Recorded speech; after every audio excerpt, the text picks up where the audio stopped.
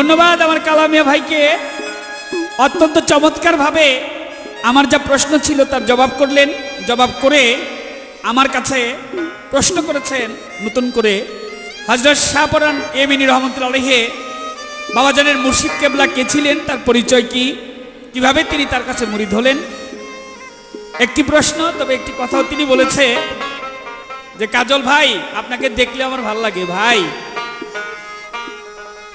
কাজল কিন্তু আসলে চোখে যদি মায়েরা বোনেরা আপনারা জানেন শুনেছেন অনেকবার, চোখে দেয় ভাল লাগে, চোখের কাজল যদি জামার মধ্যে কেউ মাখে আসলে ভালো লাগে না। আর আমার কালামিয়া ভাই আমি বলবো আমি কালো, সবসময় কালোকে আমি ভালোবাসি, কারণ আমার মাতা সেই কালো ছিল, এই জন্য কালো দেখলে আমার কাছে ভালো লাগে। তা আপনি আমার সেই বড় ভাই, আমার শ্রদ্ধেয় ভাই, আমাকেও তিনি ভালোবেসে বুকে টেনে নিয়েছেন। ধন্যবাদ কালামিয়া ভাইকে। আমি জবাব করব, জবাবের আগে আমি আমার নূর হাসান ভাইয়ের লেখা আরেকটি শাহপরান বাবার নামে শান করে তারপর তার জবাবে চলে যাব। নিজ গুণে দয়া করো, জ্ঞানের আলো করো দান, নিজ গুণে দয়া করো, জ্ঞানের আলো করো দান, দাঁড়াই আছি গাইতে তোমার শান বাবা শাহপরান, আমি দাঁড়াই আছি গাইতে তোমার শান। তুমি নিজ গুণে দয়া করো, নিজ গুণে দয়া করো, জ্ঞানের আলো করো দান, দাঁড়াই আছি গাইতে তোমার শান বাবা শাহপরান, দাঁড়াই আছি গাইতে তোমার শান।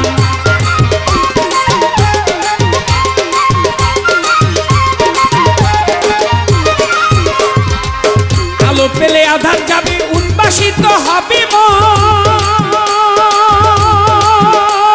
প্রেম তরঙ্গে সবার সঙ্গে করতে চাই প্রেম আলিঙ্গন। ও বাবা আলো পেলে আধার হবে, উদ্ভাসিত হবে মন, বাবা আলো পেলে আধার যাবে, উদ্ভাসিত হবে মন, প্রেম তরঙ্গে সবার সঙ্গে করতে চাই প্রেম আলিঙ্গন।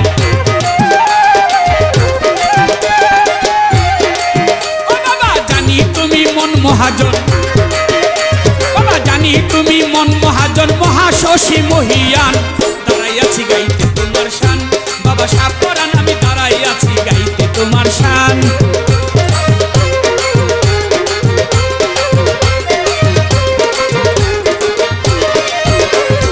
আশিক ভক্ত সবাই মিলে জানাই তোমায় মারহাবা, বয়াতে হয় আল্লাহ জিকির আরো হয় মুরাকাবা।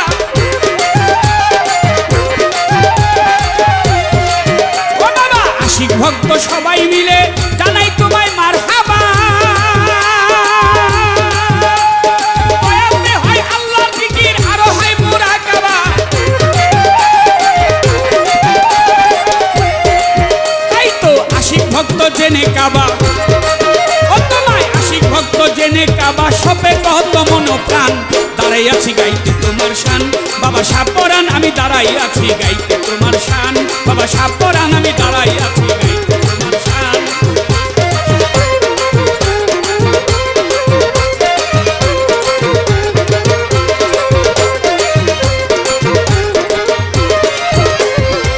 তোমার শানে গান শুনিতে আসিলেন কতই আশিকা,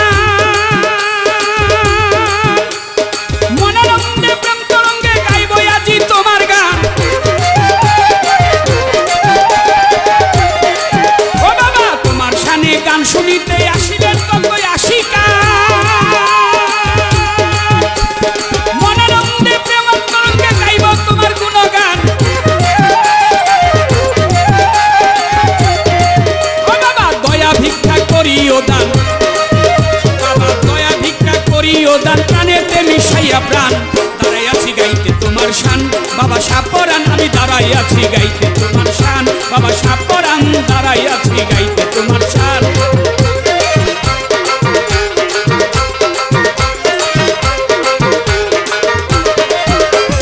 গান বাজনায় আশিকের খোরাক, না গাইলে প্রাণ বাঁচে না,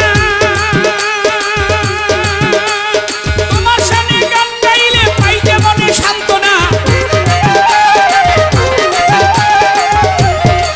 ও বাবা গান বাজনায় আশিকের খোরাক, না গাইলে প্রাণ বাঁচে না,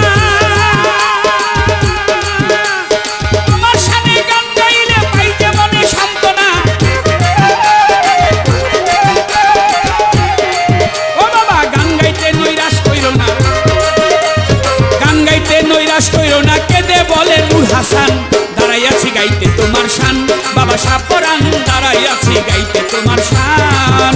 তুমি নিজ গুণে দয়া করো, নিজ গুণে দয়া করো, জ্ঞানের আলো করো দান, দাঁড়াই আছি গাইতে তোমার শান, বাবা শাহপরাণ আমি দাঁড়াই আছি গাইতে তোমার শান।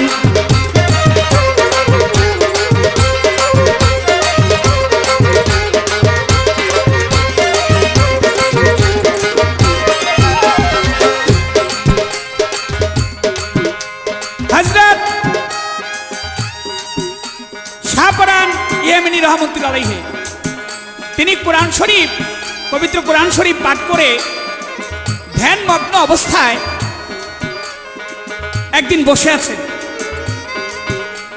হঠাৎ তিনি দেখিতে পান মুখমণ্ডল ঢেকে এক ব্যক্তি আমার শাহপরাণ বাবার কাছে এসে বলতেছে, পরাণ, জীবন চলার পথে অবশ্যই একজন মানুষকে বিলিয়ে দিতে হয় গুরুর চরণে।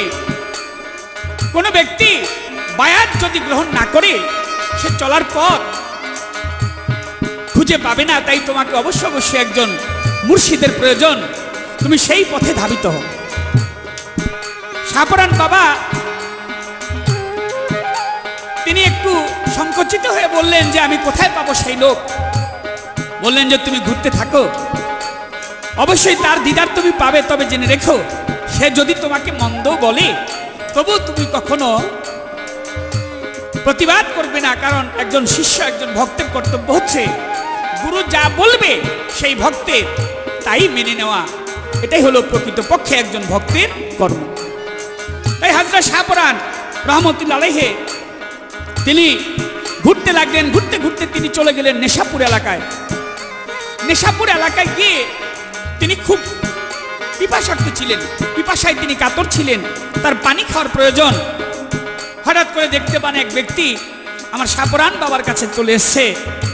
শাহপরাণ বাবাকে এসে যখন পানির গ্লাস হাতে দিয়ে বলেছে, এই পানিটা পান কর, আমার শাহপরাণ বাবা অবনত মস্তকে পানিখানা তিনি পান করেছেন। পানি পান করার পরে হযরত শাহপরাণ ইয়েমেনি রহমতুল্লাহ আলাইহি তিনি বুঝতে পারলেন তার ভিতরে মনে হচ্ছে যেন ইলমে লুধুনি জাগৃত হয়ে গেছে।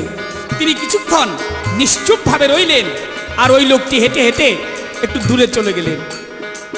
দূরে গিয়ে আবার আমার শাহপরাণ বাবার কাছে এসে হঠাৎ করে শাহপরাণ বাবাকে দুইটি ঘুষি, দুটি কিল আমার শাহপরাণ বাবার গায়ের মধ্যে বসিয়ে দিলেন। আমার শাহপরাণ বাবার মনে পড়লো যে না, আমি তো তাকে কিছু বলবো না, অতএব আমি নিশ্চুপ থাকবো, আমি এটা সহ্য করব। যখন তিনি সহ্য করলেন, ওই ব্যক্তি আমার শাহপরাণ বাবাকে কিছুক্ষণ পর বুকের মধ্যে টেনে নিলেন, নিয়ে তাকে সিনায় সিনায় চাপ দিয়ে বেলায়েতি দান করে বললেন যে তুই আমার হাতে হাত রেখে বায়াত গ্রহণ কর। আমার শাহপরাণ বাবা তার হাতের উপর হাত রেখে বায়াত গ্রহণ করলেন। তিনি আর কেউ নন, তিনি শাহপরাণ বাবার মুর্শিদ কেবলা হযরত শাহ পাগল বাবা শাহ আমিন শাহ রহমতুল্লাহ আলাইহি, তার হাতে তিনি হাত দিয়ে বায়াত গ্রহণ করেছিলেন। গান বাজনায় আশিকের খোরাক না গাইলে প্রাণ বাঁচে না, তোমার শানে গান গাইলে মনে পাই গো সান্ত্বনা।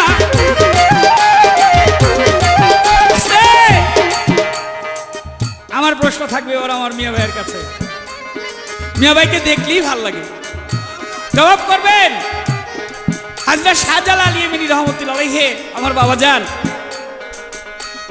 আল্লাহর অত বড় একজন আউলিয়া, এই মহান আউলিয়াকে কোন এক ব্যক্তি কোন এক কারণে শাহজালাল বাবাকে বিষ খাইয়েছিলেন।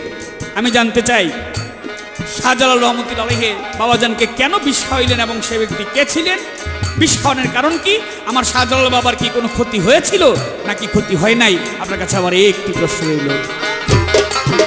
বাবা গান বাজনায় আশিকের খোরাক না গাইলে প্রাণ বাঁচে না, তোমার শানে গান গাইলে মনে পাই যে সান্ত্বনা। বাবা গান গাইতে নৈরাশ কইরো না, গান গাইতে নৈরাশ কইরো না, কেঁদে বলে নূর হাসান, দাঁড়াই আছি গাইতে তোমার শান, বাবা শাহপরাণ।